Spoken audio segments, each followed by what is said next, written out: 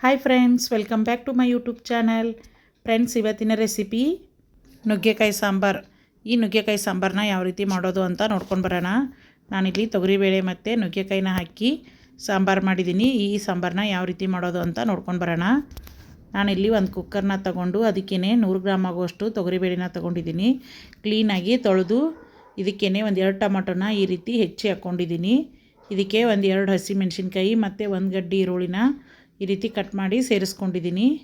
ನಂತರ ಬೇಳೆ ಕುದಿಯೋಕ್ಕೆ ಎಷ್ಟು ನೀರು ಬೇಕೋ ಅಷ್ಟನ್ನು ನೀರನ್ನ ಸೇರಿಸ್ಕೊಳ್ಳಿ. ಮತ್ತು 1 ಸ್ಪೂನ್ ಆಗುವಷ್ಟು ಉಪ್ಪನ್ನ ಹಾಕ್ಕೊಂಡಿದ್ದೀನಿ. ಮತ್ತು 1 ಚಿಟಿಕೆ ಆಗುವಷ್ಟು ಅರಿಶಿಣ ಪುಡಿ ಹಾಕ್ಕೊಂಡು ಇವಾಗ ಲಿಡ್ ಕ್ಲೋಸ್ ಮಾಡಿ ಒಂದು 2 ವಿಸಿಲ್ ಕೂಗಿಸ್ಕೊಳ್ಳೋಣ. ನಂತರ ನಾನಿಲ್ಲಿ ನುಗ್ಗೆಕಾಯಿನ ಈ ರೀತಿ ಮೇಲಿರೋ ಸಿಪ್ಪೆ ತೆಗೆದು ಈ ರೀತಿ ಚಿಕ್ಕದಾಗಿ ಕಟ್ ಮಾಡಿಕೊಂಡು ಸಪ್ರೇಟಾಗಿ ಕುದಿಯೋಕ್ಕಿಟ್ಟಿದ್ದೆ. ಇವಾಗ ನೋಡಿ, ಬೇಳೆ ಎಲ್ಲ ಚೆನ್ನಾಗಿ ಕುದ್ದಿದೆ.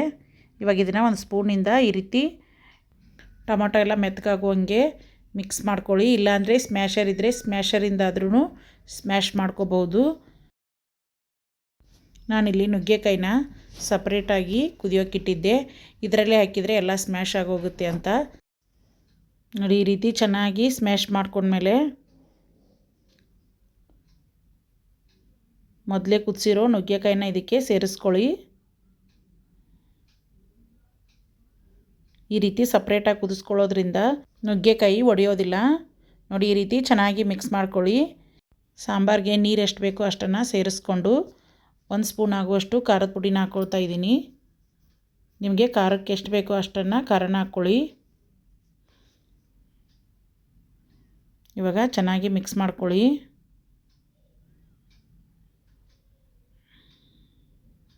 ಮತ್ತು ಗ್ಯಾಸು ಆನಲ್ಲೇ ಇದೆ. ಇವಾಗ ರುಚಿಗೆ ತಕ್ಕಷ್ಟು ಉಪ್ಪು,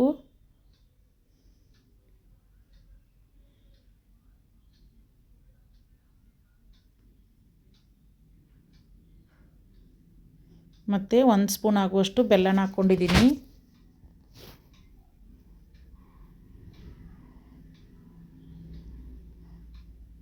ಇವಾಗ ಈ ಸಾಂಬಾರಿಗೆ ಒಗ್ಗರಣೆ ಕೊಡೋಣ. ಗ್ಯಾಸ್ ಆನ್ ಮಾಡಿಕೊಂಡು ಒಂದು ಬಾಣಲಿನ ಇಟ್ಕೊಂಡಿದ್ದೀನಿ. ಇದಕ್ಕೇ ಒಂದು 3 ರಿಂದ 4 ಟೇಬಲ್ ಸ್ಪೂನ್ ಆಗುವಷ್ಟು ಎಣ್ಣೆನ ಹಾಕ್ಕೊಂಡಿದ್ದೀನಿ. ಎಣ್ಣೆ ಕಾದ್ಮೇಲೆ ಸಾಸಿವೆ ಮತ್ತು ಜೀರಿಗೆನ ಹಾಕ್ಕೊಳ್ತಾ ಇದ್ದೀನಿ.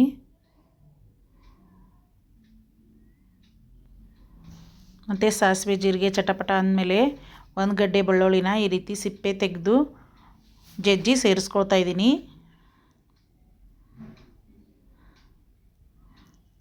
ಮತ್ತು ಒಂದು 2 ಒಣ ಮೆಣಸಿನ್ಕಾಯಿನ ಈ ರೀತಿ ಕಟ್ ಮಾಡಿ ಸೇರಿಸ್ಕೊಳ್ತಾ ಇದ್ದೀನಿ.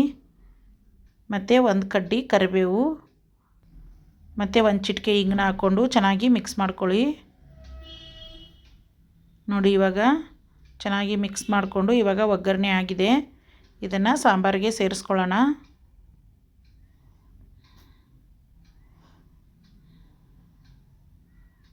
ನೋಡಿ, ಈ ರೀತಿ ಸಾಂಬಾರಿಗೆ ಹಾಕ್ಕೊಂಡು ಸಾಂಬಾರನ್ನ ಚೆನ್ನಾಗಿ ಕುದಿಸ್ಕೊಳ್ಳಿ.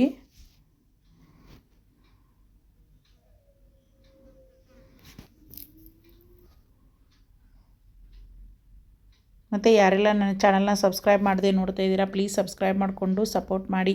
ಪಕ್ಕದಲ್ಲಿರೋ ಬೆಲ್ ಬಟನ್ ಮೇಲೆ ಕ್ಲಿಕ್ ಮಾಡಿ, ಆಲ್ ಅನ್ನೋ ಆಪ್ಷನ್ ಮೇಲೆ ಕ್ಲಿಕ್ ಮಾಡಿ. ಇದೇ ರೀತಿ ಹೊಸ ರೆಸಿಪಿನ ಶೇರ್ ಮಾಡ್ತಾ ಇರ್ತೀನಿ.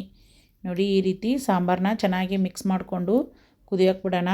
ಸಾಂಬಾರು ಎಷ್ಟು ಕುದಿಯುತ್ತೋ ಅಷ್ಟು ಚೆನ್ನಾಗಿ ಸಾಂಬಾರು ಟೇಸ್ಟಿಯಾಗಿರುತ್ತೆ.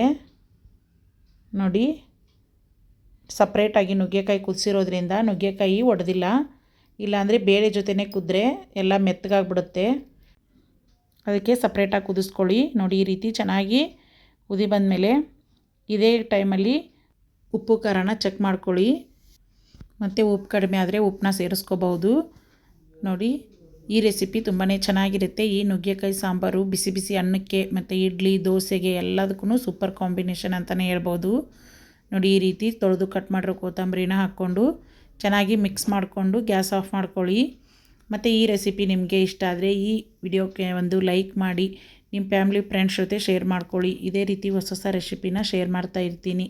ಮತ್ತು ನನ್ನ ಚಾನಲ್ನ ಸಬ್ಸ್ಕ್ರೈಬ್ ಮಾಡಿಕೊಂಡು ಸಪೋರ್ಟ್ ಮಾಡ್ತಾಯಿರೋ ಎಲ್ರಿಗೂ ನನ್ನ ಕಡೆಯಿಂದ ಥ್ಯಾಂಕ್ ಯು.